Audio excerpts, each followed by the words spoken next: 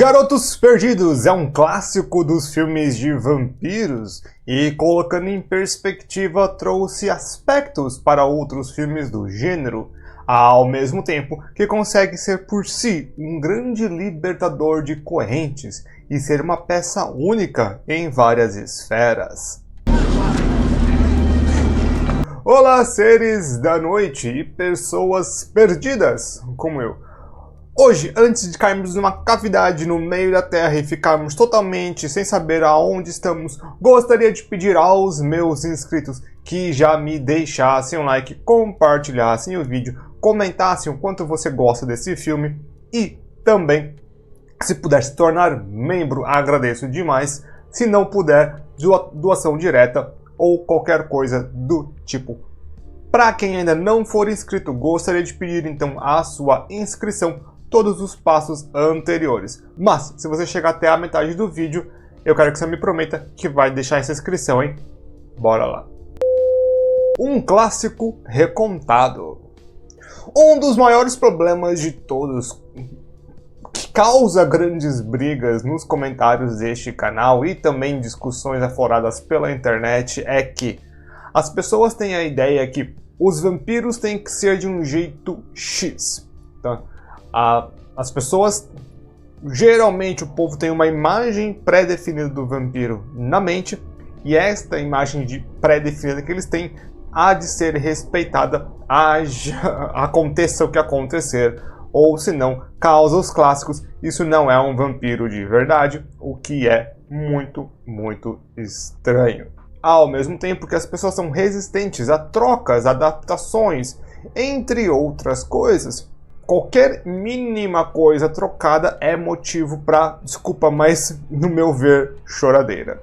Porém, com tudo isso, muitas das pessoas que acusam outros filmes disso, apontam para este filme como uma obra de arte, ou como um super clássico do cinema, e não estou dizendo que este não seja, mas que este filme é extremamente culpado de alguma dessas coisas. Afinal de contas, Garotos Perdidos, Lost Boys, é o recontar de Peter Pan, mas gótico. É contar a mesma história, só que de uma outra forma. Muitos dos elementos estão presentes, é só você trocou a moça, esqueci o nome dela agora, a protagonista, pelo Michael. E você tem agora, em vez de ser fadas, são vampiros. É uma coisa tão insana de você parar para pensar, mas é a mais pura verdade. Até mesmo o título, Garotos Perdidos. Ainda que possa ter outros subtextos, ainda que possa ter novas ideias, ainda que possa ter novas ideias como um todo, e tem, não significa que seja uma adaptação. E ainda mais, é uma adaptação dos vampiros. Poucos vampiros no mundo do entretenimento se comportam como estes.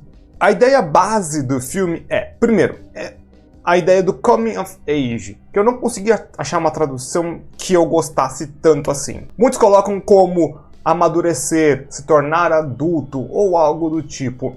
Para mim é muito mais um rito de passagem. Ainda que possa ser usado de outras formas, o rito de passagem é o que mais me agrada, pois é algum tipo de rito, que acontecem com as pessoas, do quais elas têm essa quebra de paradigma entre uma fase da vida e a outra. Isso não precisa ser a mesma coisa para todo mundo, ainda que tenhamos, alguns paradigmas sociais que digam isso, mas sempre tem algum acontecimento, ou que as pessoas acham que é só aquele acontecimento que quebra, mas na verdade é um bando de coisa que vai acontecendo. Essa quebra de ideal, que é onde acontece muita coisa, e então retoma para uma nova vida. É como se fosse a metamorfose da borboleta, ou da larva para a borboleta.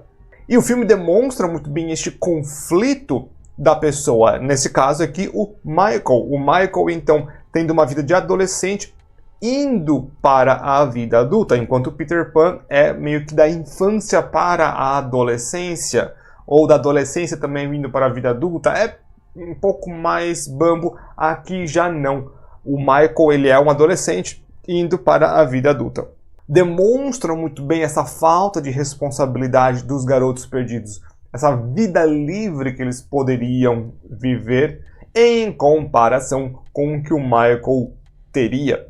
Então tem muito bem essa linha de pensamento do filme que demonstra essa quebra. O Michael vai passar por muita coisa e vão ter alguns acontecimentos até ele voltar. Um plot twist carpado duplo, triplo, com 3 voltinhas e uma labirintite que muda tudo. Ao final do primeiro filme se demonstra então que o vampiro mestre, o vampiro chefe, o Vampire Head, o Head Vampire, ele não era o David, né? O loirinho que todo mundo acha que deveria ser. Mas sim era o Max, que é o típico cara bonzinho, típico cara legalzinho, cara legal daquela época, obviamente. Que ele sim era o Head Vampire. É muito interessante porque você coloca meio que o Capitão Gancho por detrás do Peter Pan, na verdade. Ainda que seja isso, isso aqui deixa de uma forma um pouco mais direta. E, pra mim, esse plot twist, essa reviravolta na trama, ela se torna muito mais interessante porque demonstra que, ainda que os vampiros dos Garotos Perdidos, toda aquela tribo, aquele clã, chamem como quiser, eles sejam libertos, têm toda essa juventude, toda essa alegria, eles estavam o tempo todo sendo controlados, manipulados, regidos por um vampiro mestre, por alguém que estava controlando tudo o que eles faziam e até mesmo obedecendo um plano que ele tinha. O plano dele era besta, mas era um plano. Que ele queria então transformar o Sam e o Michael em vampiros para que a mãe deles, a Lucy, não pudesse negar o pedido para se transformar numa vampira, então serem todos uma grande família feliz. Assim, tá bom. Acho que quando a pessoa tem mais de 1000 anos de idade, não estou falando que tenha, mas quando a pessoa fica muito velha, acho que começa a parar de fazer sentido algumas coisas. Colocando a ideia de que não importa toda aquela rebeldia, toda aquela energia que nós temos, os garotos, é tudo tão diminuído realmente, colocando ainda mais em perspectiva a ideia da história do coming of age, de quando você realmente tem que trocar. É quando você percebe que você já não é mais aquilo, você é outra coisa. É uma tipagem muito interessante, é uma tipagem muito diferente, eu diria. Os vampiros de Lost Boys. Aqui, os garotos perdidos são... Os vampiros aqui são quase que típicos. Eles têm uma visão muito clássica de algumas coisas, como tem problema com a luz do sol, estacas, água benta, ainda que possa ter alguma caminhada entre essas duas coisas. Pois, o Max... uma coisa importante, aqui eu estou só falando somente sobre o primeiro filme. Eu não vi as sequels, porque quero começar a analisar os filmes por eles mesmos, para depois poder comparar, senão fica confuso igual do Drácula 2000 e Anjos da Noite é um dos 500. Max diz no primeiro filme que se um vampiro é convidado para dentro da casa, né, tendo então meio que uma fraqueza clássica também, ele perderia parte das suas fraquezas. Porém, é demonstrado que fogo e empalamento ainda funcionam e muito bem. Eles possuem uma sede de sangue normal até, eles podem se controlar até que bem, não é algo que eles tenham que fazer a todo momento, tendo em vista aí as cenas que nós temos com o Michael e outros personagens, eles se contêm muito bem, até os mais jovens dele. Em questão de poderes, inicialmente eles ficam até com um kit básico, possuindo a fisiologia avançada, possivelmente regeneração a ferimentos, e eles demonstram 2 poderes especiais, que é voo, né, eles podem voar, e o segundo que é de poder manipular, algum tipo de manipulação mental, causando ilusões a pessoas, ou até mesmo um charme sobrenatural. E ainda que eu acredite que eles possam ter algum tipo de leitura de mente, tendo em vista o comecinho do filme, onde o Max parece que lê exatamente a mente da Lucy, ou também pode ser muita experiência de vida. Uma quebra de paradigma interessante é que aqui os vampiros não estão mortos, ou pelo menos não são ressurrectos. Geralmente o vampiro é um ser morto do qual revive pela maldição ou pelo vírus. Claro que nós temos as nossas exceções, como o clássico do Anjos da Noite, do qual os vampiros não estão mortos. E aqui também, vampiros não estão mortos. Eles consomem o sangue de outro vampiro e tem uma boa parte de transição, que eu vou falar mais daqui a pouco. Isso causa, então, que eles não tenham alguns problemas, como, por exemplo, a ingestão de comida e possivelmente algumas outras coisas. Isso gera uma grande discussão entre muitos casos que eu, de novo, vou falar do não é vampiro de verdade, só porque não estão mortos. E aí que eu acho que vai ficar bem interessante, porque o que é um vampiro de verdade, então? Vampiro de verdade teria medo da luz do sol? Queimaria na luz do sol? De certo que isso é apenas visto a partir do Nosferatu de 1922 no filme. Teria que dormir na sua terra natal? Ou com parte da sujeira da terra da sua terra natal? Ou será que era apenas em solo amaldiçoado, que seria então dos mitos um pouco mais antigos? Ou apenas realmente da terra natal, como é do Drácula? Um vampiro de verdade teria medo de símbolos sagrados? Mas que símbolos sagrados seriam estes? Seriam de todos os símbolos sagrados ou seriam apenas do cristianismo, como o Drácula é ligado com o cristianismo? Não seriam eles, então, espíritos que, na verdade, entrariam no corpo das pessoas? Ou se não, comedores, devoradores de criança, como Lilitu, que é uma das primeiras lendas de vampiros? Essa história de vampiro de verdade é muito furada para mim. Por isso que eu sempre digo que não confundam as coisas, não fiquem colocando o vampiro nessas caixinhas, porque ninguém vai se encaixar. Não tem como se encaixar. Existem tantos mitos, existem tantas ideias, diversas eras e outras coisas tiveram contos diferentes. Então, não tem uma única caixa, não tem um único ressegmento. E eu acho que é um pouco besta às vezes. Este filme, ele vai quebrar este paradigma e outros. Os meio-vampiro, ou meios-vampiros. Um ponto de interesse é que quando para a transição entre humano e vampiro, eles precisam primeiro beber o sangue de um vampiro, como eu já disse, porém tem um tempo de transição que esse humano vai ficando, é como se fosse, para melhor explicação, um vírus, ainda que essa palavra nunca seja usada ou algo do tipo, mas é um tipo de infecção, vamos colocar assim, que aos poucos vai consumindo a pessoa vai ficando mais noturna, a luz vai começando a irritar a pessoa, se sentindo cansada durante o dia, uma fraqueza inexplicável, entre outras coisas. Se fosse em Elder Scrolls, seriam 3 dias. Não, o tempo não é determinante no primeiro filme, talvez isso seja explicado mais tarde. E nesse tempo, então, eles são chamados de meios vampiros, ou meio vampiro.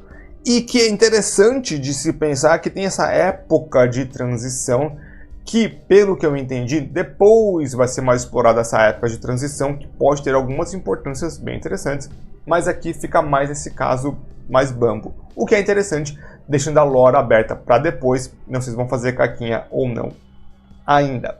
Algumas das pessoas, na verdade, argumentam que o meio vampiro são todos os filhos do vampiro mestre, porque isso foi falado pelos 2 caçadores do filme, o que eu acho uma tremenda besteira, que é você ouvir o filme, ouvir 2 personagens do filme que mal e mal sabem do que estão falando. E aí vem aquele argumento, mais um argumento que eu odeio, mas o filme fala isso porque é mais fácil de passar a informação desse jeito. Quer passar a informação desse jeito? Passe de uma fonte confiável, né? Não de alguém que acabou de descobrir alguma coisa ou de alguém que está chutando. Então acho que a gente tem que também dar um parâmetro aí de quem está falando a verdade, como conseguiu a informação, será que essa informação é verídica? Então, o nome meio vampiro na transição, ok, depois dessa transição já não cabe mais esse nome meio vampiro, e não é só porque você é filho do vampiro mestre que você é meio, né? O David, por exemplo, é um vampiro completo e foi feito pelo vampiro mestre. O mistério do primeiro vampiro. Uma das coisas mais intrigantes, uma das coisas que eu geralmente procuro e creio que muitas das pessoas também procuram quando vemos uma nova obra de vampiros é quem é o primeiro vampiro ou qual a origem do vampirismo. Isso é algo que é um fascínio quase que omni em todas as pessoas que gostam destes universos. Eu sempre digo que tem horas que é bom explicar, tem horas que é bom não explicar. E depende muito da obra. Não tem uma regra, de novo, para isso. E aqui não é explicado. Nós temos o Head Vampire, né, o vampiro-chefe. Este vampiro ele é chefe de uma matilha, de um clã, de uma tribo. Ele nunca foi considerado o primeiro dos vampiros. Ele possivelmente foi criado por algum outro ou em algum acidente, seja lá o que for, e então se tornou um vampiro mestre muito fascinante, pois quando você coloca uma lore dessas, você não dá nenhuma explicação, deixa muito em aberto o que o mundo pode ou não oferecer. Por que eu acho isso fascinante? Quando você coloca muita coisa em história, você coloca esforço na história dessa lore, dessa estrutura, o mundo acaba se tornando mais importante. As pessoas lá dentro vivem devido ao mundo, e quando você coloca menos foco nessa história e se deixa o mundo mais que se auto-explicar e os personagens lá dentro, as pessoas acabam se tornando mais fortes, né? Mas não mais fortes e poderosas, sim, os personagens acabam se tornando mais fortes. Então, eu acho que tem um bom balanço, e tendo em vista que o filme é um filme curto, 1h40, não tem como você fazer, e tem vários personagens que precisam ser seguidos, não somente o Michael, então acaba que você precisa... Algum lado teve que ceder, e quem cedeu foi a estruturação do mundo. Nada de errado. É um filme genial por si, explicando aqui o processo. Em outros filmes, como por exemplo O Senhor dos Anéis, na minha opinião, algumas das vezes, o mundo acaba se tornando mais impressionante do que os personagens. Não que os personagens não sejam bons. Uma coisa não significa outra. Então aqui acaba ficando maior do que qualquer outra coisa. A trama é mais importante do que o mundo. Aqui os personagens são mais importantes do que o mundo.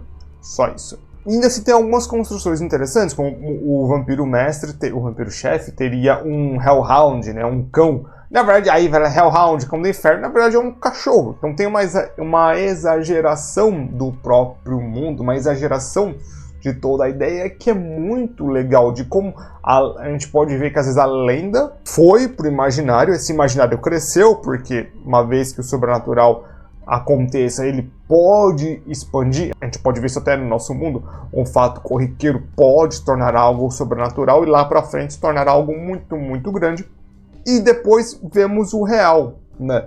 Que na verdade não é um Hellhound, não é um cão do inferno com 3 cabeças, é um cachorro. Apesar de um cachorro muito feroz e forte. Colocando em perspectiva o que pode ser verdade ou não naquele mundo e como as coisas começaram a se entrelaçar. É fascinante. Então deixa pra mim isso, o quadrinho, né? O quadrinho dentro do filme demonstra isso, que o mundo é muito maior do que aquilo e que essas coisas têm acontecido por muito tempo, nos dá algumas pistas, deixando o mistério maior, assim como o do vampiro inicial, o primeiro vampiro, e a origem do vampirismo. O que para mim é intrigante demais e uma ótima construção de mundo, apesar do pouco tempo. É um filme de comédia. Quando eu comecei a buscar pelo filme, eu dei uma olhada que uma das tags do filme era comédia. Eu falei, é um filme de comédia? Depois de ter assistido o filme que eu fui ver essas tags e tal. E eu não consigo ver um filme de comédia. Ele tem momentos cômicos, tem personagens que tem alívio cômico, mas significa absolutamente nada. Você não vai chamar o Conan de uma comédia porque tem um personagem com um alívio cômico. Eu não sei, acho que essa parte me... Eu acho que essa parte me caiu um pouco mal. Acho que foi mais uma classificação que eu não concordei tanto, mas eu eu raramente vou concordar completamente com algumas classificações das pessoas por aí. Porque nada contra filmes de vampiro que sejam comédia, como Os Vampiros que se Morda, Drácula Mais Feliz, dentre outros que eu amo. São filmes que eu acho engraçados, eu acho que dá pra tirar sarro. Eu acho que dá sim pra você tirar sarro de outras coisas. Eu acho sim que dá pra tirar sarro de coisas que você gosta. Eu não tenho problema. Gente, eu não tenho problemas.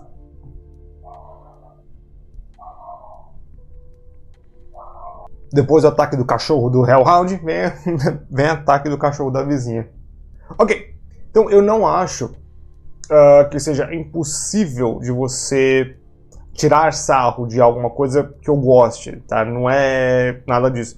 Eu amo, por exemplo, Star Wars, eu amo Espaço Bobos, ou Spaceballs, filme do Drácula, Morto Porém Feliz. Eu acho que sim é possível de você tirar sarro com as coisas, nada contra, eu não sou uma pessoa que vou me ofender com isso. Acho que toda comédia é muito bem-vinda, sempre. Porém, este filme eu não classifico, porque ele colocava assim, comédia, terror. Eu acho que é uma classificação um tanto errada. Momentos cômicos, ok. Comédia, eu já vou discordar um pouco mais. Até aí, sem nenhum problema. Só que o filme não se leva tão a sério. Isso aí, ok. Isso eu já vou deixar que faz realmente todo o sentido. O filme não é um filme de levar a sério. Não tem o mesmo peso que teria filmes como Blade ou Anjo da Noite, em questão de se levar a muito sério. Eles sabem que estão fazendo, sabem que são exagerados e sabem muito bem das coisas. Então tem esse alívio no ar. Esse filme ele é leve, apesar de tratar de temas sérios, com coisas sobrenaturais, também com subtextos muito grandes. Eles têm aí uma leveza no filme muito interessante, que eu acho que é porque ele se tornou um clássico, ele junta várias coisas ao mesmo tempo, e por isso se torna um filme leve, muito bom de ser visto. A marca no tempo e em mim, ainda que eu não soubesse. Este foi um filme que eu consumi ele, mas eu consumi ele há tanto tempo atrás que ele se tornou uma memória meio esfumaçada na minha cabeça. Não sei se acontece com vocês. O mesmo efeito aconteceu comigo com o Arquivo X. O Arquivo X, quando era muito moleque, eu não assistia porque eu tinha medo, mas depois eu assisti alguns episódios, ali soltos, tal, na vida, e depois assisti Supernatural inteiro, e aí então fui ver o Arquivo X. Eu falei, nossa, encontrei o pai e a mãe do Jim, porque é muito parecido a estrutura de episódios, como é feito, algumas tramas, alguns jeitos, muito, muito legal de você ver a origem das coisas que você gosta. E eu me tornei um fã, então, de Supernatural e Arquivo X. O Garotos Perdidos foi o mesmo caso. Eu tinha uma memória deste filme, eu já tinha visto antes. Porém, eu acho que eu não tinha conseguido associar. Agora que eu vi este filme novamente, eu consegui, sabe, olha só, muita coisa que eu vi, até mesmo, o VTMB pega inspiração, o Vampiro à Máscara pega inspiração dele. A estética punk gótico ou punk goth é uma estética que, se não foi retirada daqui, foi altamente inspirada por este. Toda essa ideia são Bruhas, mas Bruhá não voa. Ainda bem que Bruhá não voa. E, quer dizer, vocês entenderam. Alguém fala, não, você combina poder tal. Tá bom, gente, é um monte de dizer. Hoje em dia eu consigo ver esse filme sendo influente para diversos outros mundos de vampiros, incluindo os que eu mais gosto, com toda a estética dele. E eu acho que eu tenho que dar um salve especial pro VTMB, pois tem tanto Santa Mônica, Santa Clara, Roda Gigante, que é um efeito bem interessante no filme, que também é no VTMB, e o efeito sonoro de tutu, é do coração batendo, ou foi retirado desse filme, ou copiaram muito igual no negócio. É muito parecido até a frequência, tudo, o tipo de efeito sonoro. Mas isso aí quem vai poder responder são apenas os produtores do jogo. Então eu acho que o Garotos Perdidos nos traz muitas quebras de paradigmas. que são de extrema importância. Eu vou falar conforme o cachorro, gente, me desculpe, mas não tá. Esse cachorro tá impossível. Ele tá desde. Ele me acordou, esse cachorro. Tá? Se a minha olheira tá mais funda do que nunca, porque esse cachorro me acordou hoje. Não consegui mais dormir. Além de ter que fazer um monte de edição de vídeo que eu queria correr, tô no famoso crunch de edição. E aí esse cachorro me acorda. Dormi tipo umas 3, 4 horas a menos que eu deveria ter dormido. Um cachorro do inferno. Mas vamos lá. E... onde é que eu tava? Sim, Garotos Perdidos é um filme que ele quebra muitos paradigmas. Eu gosto de filmes que quebram paradigmas, que demonstram que coisas novas possam ser feitas. É um recontar de uma história de uma forma diferente, com novos elementos. Assim como Anjos da Noite é Romeu e Julieta, Garotos Perdidos é o Peter Pan. Então tem uma vasta ideia que se for para fazer uma nova história, ou recontar uma história que traga novos elementos, coloque vampiros neles. Por que não Rei Leão com vampiros? Vamos lá, fazer um Rei Leão com vampiros, fazer algo diferente, algo legal, sabe? Coloca, sei lá, lobisomens na Cinderela, algo do tipo. E porque isso vai trazendo novos elementos que vão podendo se misturar. Claro que cada mundo vai ainda criar suas regras, as suas ideias, mas você trazendo esse tipo de inspiração ajuda muito, às vezes, a um novo público olhar para um filme, ajuda muito as pessoas a terem um gosto diferente. É muito, muito legal isso. Esse tipo de coisa, colocar coisas novas, é muito boa. Claro que é assim que nascem novas ideias. Você vai juntando ideias que já existem e forma uma nova ideia. Óbvio que é assim. Eu lembro que uma vez alguém quis me explicar que era assim que nasciam obras novas. Óbvio que é assim que nascem novas obras. E ainda assim, cada mundo ainda assim tem que colocar as suas próprias regras, conforme as regras próprias, e não ficar conforme a regra que a pessoa tem na cabeça. Isso é besteira. Parem com isso. Tá bom? Muitíssimo obrigado para quem chegou até aqui. Esse vídeo que eu tô falando que eu tô fazendo a super edição é do VTMB. Vários problemas deram na edição desse vídeo. E eu gostaria então de pedir de novo, então aquele like, comentário, se inscrever no canal. E que vocês, se tiverem um cachorro em um apartamento, por favor, não irritem esse cachorro para ele não ficar latindo igual o doido e atrapalhar a gravação de vídeos. Tá bom? Vejo todo mundo aí na próxima.